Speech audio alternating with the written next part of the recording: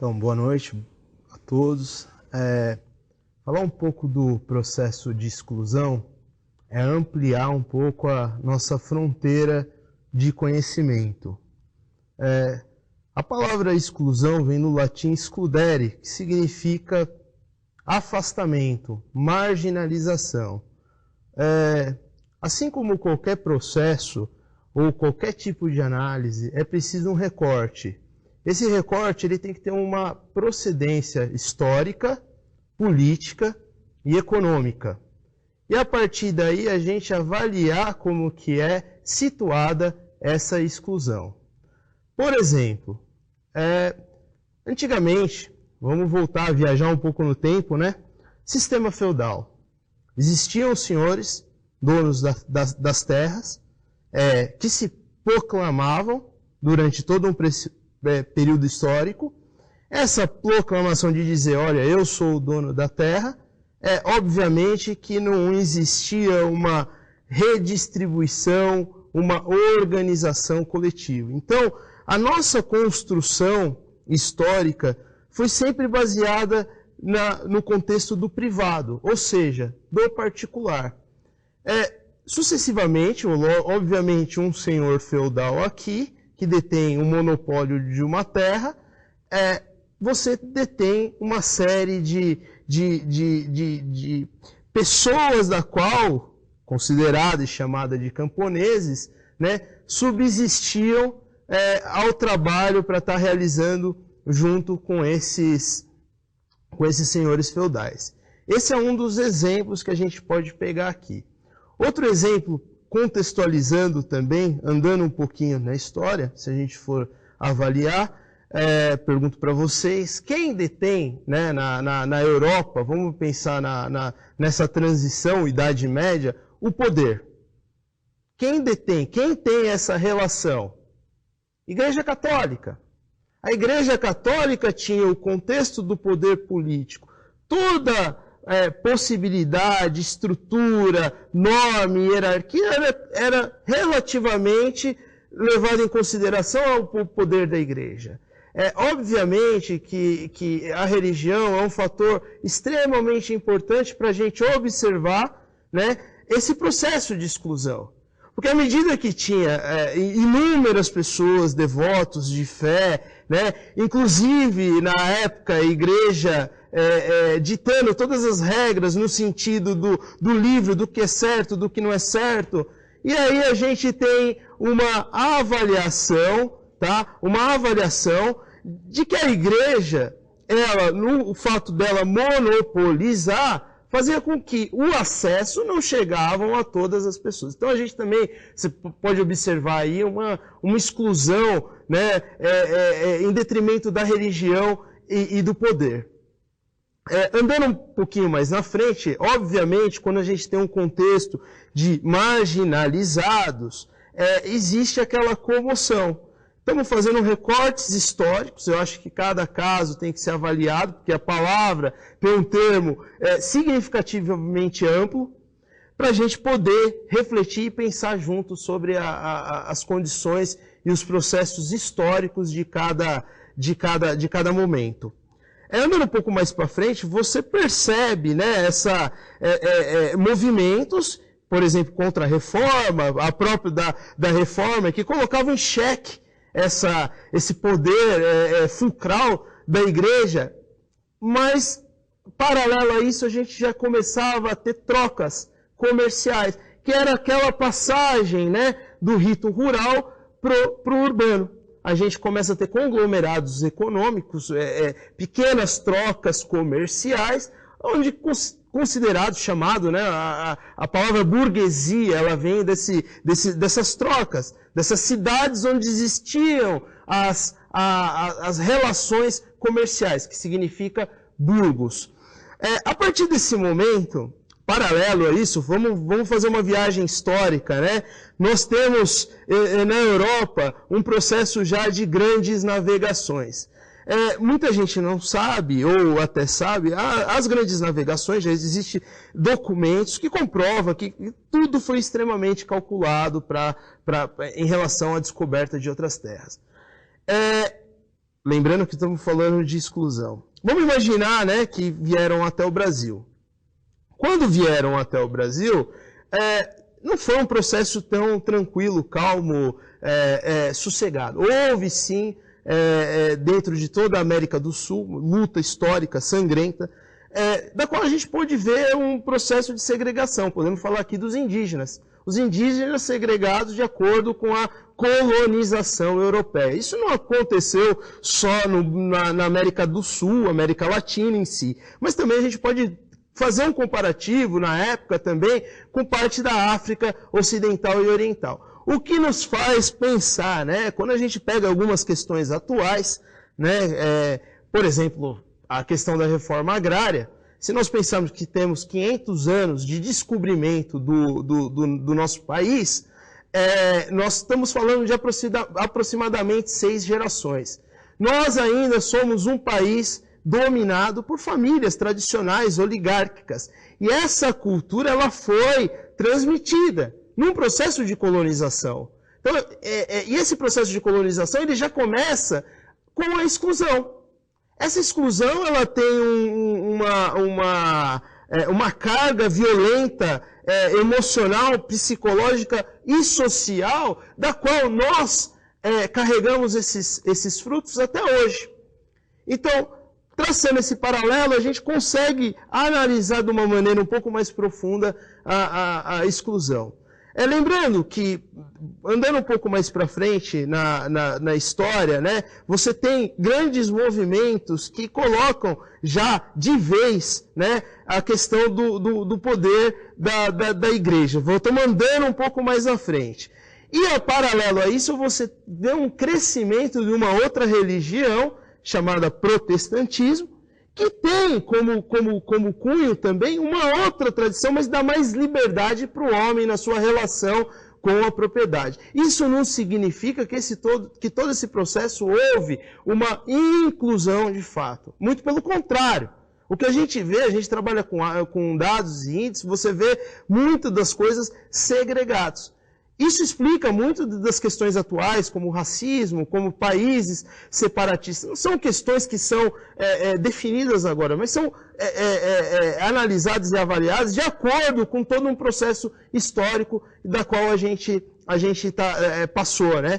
Então, por exemplo, você voltando para a questão do iluminismo, são ideias libertárias que colocam o homem como grande precursor do mundo, como a grande figura central que diz assim, olha, agora nós temos condições de gerenciar. Mas esse gerenciamento, ele passa também por um poder político. E isso estrutura todo um mecanismo. Por exemplo, na Europa, a gente pode iniciar esse mecanismo tanto quanto traçar um paralelo com a Revolução Industrial e posso traçar um paralelo com a Revolução Francesa. Para falar da Revolução Industrial, o que significou a Revolução Industrial? Além do paradigma, que não foi uma coisa da noite para o dia. Houve, sim, uma construção política, histórica, econômica, sociocultural, que possibilitou a burguesia, lembrando dos burgos, a realizar essa revolução. E essa revolução, ela, ao contrário do que muitas pessoas, ela acabou colocando algumas pessoas, né? Aliás, milhares de pessoas à mercê. Essas milhares de pessoas à mercê formavam conglomerados. Então, por exemplo, na Inglaterra, você já começava a existir guetos. As mulheres, por exemplo, trabalhavam horrores para poder estar subsistindo um sistema. Esse processo de marginalização, ele, em detrimento, quando ele era questionado, muitas vezes o poder econômico vinha e dizia assim, olha, o que você me diz e me reivindica não significa algo algo construtivo de inclusão, ou seja, há uma inversão de discurso. Esse cuidado para a gente analisar a exclusão. Após um período andando um pouco mais para frente também, a gente fala um pouco da Revolução Francesa, que nada mais foi do que uma reforma política. Uma reforma política na qual a França, liderada pela burguesia francesa, se vocês lembrarem, né, teve um exército para dizer, para legitimar a ação, tá? Uma ação concreta de ideais. Então, se a gente pensar na liberdade, igualdade, fraternidade, que são ideais iluministas, esses são os cunhos de uma revolução burguesa francesa, que foi. Então, essa análise, eu acho que ela tem que estar em voga. Recorte histórico, fazendo um paralelo com o econômico, traçando um pensamento relacionado ao social e ao cultural também. Milhares de pessoas morreram, milhares de pessoas ficaram à margem. Toda e qualquer mudança de paradigma, e às vezes quando você faz essa mudança de paradigma, é interessante, porque quem detém o poder é que diz as coisas que devem acontecer. E muitas vezes não existe uma contraprestação social de fazer um processo de inclusão. Isso faz a gente relativizar e entender o surgimento de teoria, por exemplo, como Marx. A gente não pode deixar de falar de exclusão sem falar de Marx. Que fala, que conceitua a questão da mais-valia, né? Então, é uma coisa que vocês devem saber, mas, por exemplo, o cara que trabalha, ele trabalha um tanto a mais de hora, mas esse tanto a mais de hora acaba não vindo para a mão dele. Essa construção teórica, ela ganha força no decorrer do século XIX, decorrer do século... Ela ganha muita força. Isso estruturou um movimento dentro da ex-União Soviética.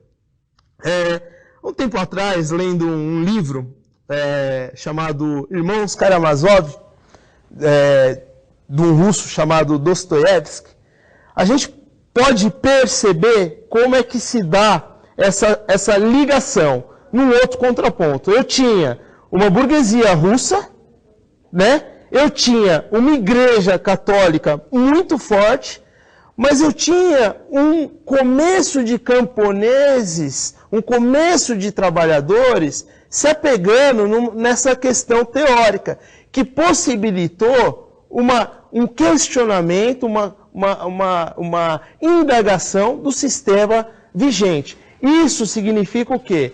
Que você começa a ter, por 1800 e pouco, 1900, o quê? Um antagonismo entre já um sistema pré-estabelecido, que é o qual hoje nós estamos inseridos, que é o capitalismo, e a gente tem uma construção também política de um sistema chamado socialismo. Esses processos, eles não são harmônicos, geralmente eles são conflituosos, geralmente não há como se fazer uma análise de exclusão sem ir para o campo social, um campo em que a gente tem que entender gênero, um campo que a gente tem que entender idade, um campo que a gente tem que entender contexto supervenientes da estrutura do próprio país. Então, isso faz com que a gente... Andando um pouco mais na frente, você tem aí já um começo de Europa previamente estabelecida, já colonizadora, Europa que dizendo para todos nós, olha, somos o centro da razão, isso explica toda a teoria da razão ocidental, mas nós temos também uma análise que a gente pode até fazer de norte a sul, contextualizando o Brasil, contextualizando a África, de margem e segregação. Ainda nós carregamos uma história de muito sangue, de muito pesar, de muita luta. Então, esse processo ele vem e ele não finda, ele não termina. Um outro exemplo que eu queria dar para vocês também é que, assim, já para se estabelecer dentro de um contexto e já se antecipando a qualquer tipo, né, de mudança radical do que poderia vir a ser um mundo, você pode pegar como argumento as duas primeiras grandes guerras. As duas primeiras grandes guerras viram um sistema político fragilizado, viram um momento oportuno, sobretudo apoiado pela grande mídia, para quê? Para ter uma legitimação do poder. Então nós pegamos a Primeira Guerra, que praticamente devasta todo o contexto europeu, mas paralela a isso a gente tem uma intensificação de colonização em África. E quando a gente fala em colonização, as pessoas não chegam dizendo, olha, eu vim até você, respeitarei a sua cultura. Muito pelo contrário, as pessoas vão e batem e chegam e dizendo, olha, aqui agora a minha crença é o que é certo. Esse processo que a gente chama de catequização é um processo doutrinário que já vem de 500 anos. A igreja utilizou muito dessa técnica, mas também grandes países considerados legitimados dentro do poder também faziam esse tipo através de outros mecanismos. Esses outros mecanismos, a gente tem que estar muito atento, que ele pode vir pela informação, ele pode vir pela grande mídia, tá? Ele pode vir pelo inconsciente coletivo, das pessoas já não questionarem mais a ordem vigente. Então, o fato de não questionarmos a ordem vigente faz com que a gente se mantenha e ainda dê força para essa legitimidade dessas pessoas que estão no poder. Um paralelo com a Segunda Guerra Mundial é que você, por exemplo, esses dois ou outros fatores do qual eu mencionei aqui no mundo são momentos chaves históricos que é como se você mexesse uma peça, você mexe com toda a estrutura dentro do planeta. Então, uma guerra, ela significa apoio, ela significa investimento em armamento, ela significa uma série de situações. O que muitas vezes não sabe, que esses processos de exclusão, à medida que você provoca algum tipo de situação, esse sistema, que é um sistema que hoje a gente pode falar que a gente vive numa sociedade de consumo, ele faz com que o capital de poucos acabem ganhando muito. Poucas pessoas no mundo detêm o controle de muita coisa. Isso explica toda uma estruturação de grande mídia, de uma estruturação de poder. O que a gente não consegue também fazer, às vezes, uma reflexão e um olhar para trás, é que essas grandes guerras, elas não servem para fazer um processo, olha, estou aqui, vamos incluir. Não, muito pelo contrário. A gente vê que, mesmo com esses eventos de catástrofe mundial, a segregação, por exemplo, ao índio, ao negro, às mulheres, elas continuaram. Entretanto, todo movimento excludente, ele tem uma resposta também muito rápida da sociedade. A sociedade, ela em todo o processo histórico, né, geralmente quem conta a história é o lado vencedor. Mas todo o processo histórico, ele tem a sua rota de colisão, né? Ele tem a sua diapasão, ele tem o seu momento dissidente. Então isso também é legal de ver, né, dentro de um processo de exclusão. E aí é legal, dentro dessa abordagem, a gente pensar questões atuais. É legal, às vezes, você discutir política, mas é legal você ter a informação dessa construção histórica, social, econômica, cultural, né? Hoje, para a gente discutir, por exemplo, a questão da reforma agrária no Brasil, tem que ficar muito claro que o Brasil, ele foi um país formado por capitanias hereditárias. Ou seja, o monopólio dessas terras ainda existe. O monopólio dessas terras ainda está concentrado em famílias que também detêm os meios de comunicação. E aí a gente entende o porquê, às vezes, grandes meios de comunicação têm tanta resistência a movimentos sociais. E esses movimentos sociais que vêm para reivindicar um espaço, eles são completamente achocatados, são completamente colocados fora de qualquer margem de negociação. Então, essa abordagem de exclusão, ela é ampla, ela é significativa, mas eu acho que tem um contexto, lembrando, de momento histórico, saber, ou seja, que momento que eu estou, historicamente, e fazer um estudo de retrovisor, fazer uma análise reflexiva, profunda, de como esse processo ele se deu, de como esse processo ele gerou. E que também toda ação ela tem reação. Relendo, né, Ensaio sobre a Cegueira, Saramago, a gente percebe ali uma paródia interessantíssima, porque as pessoas que detêm um pouco do poder, ou seja pela informação, ou seja, né, até pelo sexto sentido, é onde eu quero chegar, detém um pouco do poder, ela, em vez de fazer um processo de introdução e inclusão, muito pelo contrário, ela se posiciona conforme a natureza humana, que acho que é um ponto também interessantíssimo de ser avaliado. Então, eu acho que finalizando, né, é um tema super atual, super interessante. Hoje, todo o processo político do qual passa o Brasil não dá para passar à margem e sem uma análise do nosso processo excludente. Então, acho que é isso. Gostaria de agradecer a todos do PIB.